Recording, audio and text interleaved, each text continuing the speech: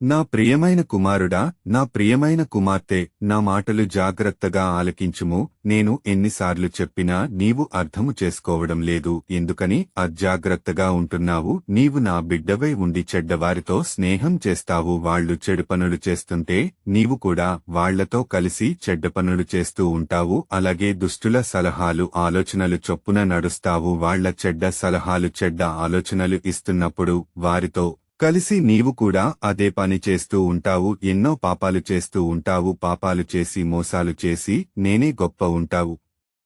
అపహాసకులు కూర్చున్న చోట కూర్చుండి వాళ్ల గురించి వీళ్ల గురించి చెడుగా మాట్లాడతావు. నీవు ఎదుటివారిని వేలెత్తి చూపెడతావు. నీ తప్పును నీవు గమనించవు. నీ కంటిలో దూలమును ఉంచుకొని ఎదుటివాని కంటిలో నలుచుని చీపెడతావు. అంటే పెద్ద పెద్ద పాపాలు నీవు చేస్తావు. ఏదో తెలిసో తెలియక చిన్న పొరపాటులు, చిన్న తప్పు చేస్తే దానిని పట్టుకుని లాగేస్తావు. నీలో ఉన్న దుర్గుణము నీకు తెలియదు.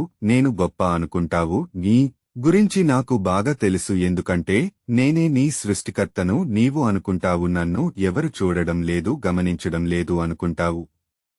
కానీ సృష్టికర్తయైన నేను అన్నీ గమనిస్తూ ఉన్నాను, అన్నీ చూస్తున్నాను, అన్నీ పరీక్షిస్తున్నాను. నీకు తెలియదు. ఇప్పటికైనా నీవు మారాలని, మార్పు చెందాలని, హృదయ పరివర్తన కలిగి ఉండాలనని నేను కోరుకుంటున్నాను. నీవు తప్పిపోకూడదు, నీవు చెడిపోకూడదు, నీవు నాతో పరలోక రాజ్యములో ఉండాలని నేను కోరుకుంటున్నాను. కాబట్టి ఇకనైనా నా మాటలు జాగ్రత్తగా ఆలకించుము. అప్పుడు నీవు పరలోక రాజ్య భాగ్యము పొందుకుంటావు. ప్రతిరోజు పరిశుద్ధ గ్రంథాన్ని చదువు, ధ్యానించుము. అప్పుడు నీకు మార్పు వస్తాది. ప్రతిరోజు దేవాలయమునకు వెళ్ళుము. కుటుంబముతో కలిసి ప్రార్థన చేయుము. కష్టములోనూ బాధలోనూ వ్యాధులలోనూ ఆర్థిక సమస్యలలోనూ నేను నీకు తోడుగా ఉంటాను. ఇప్పుడు బైబిల్ వాక్యము చదువు. కీర్తనల గ్రంథము 1వ అధ్యాయము 1 నుంచి 6వ వచనము వరకు. దుష్టుల ఆలోచన చొప్పున నడవక, పాపుల మార్గమున నిలవక, అపహాసకులు కూర్చుండు చోటను కూర్చుండక, యెహోవా ధర్మశాస్త్రమునందు ఆనందించుచు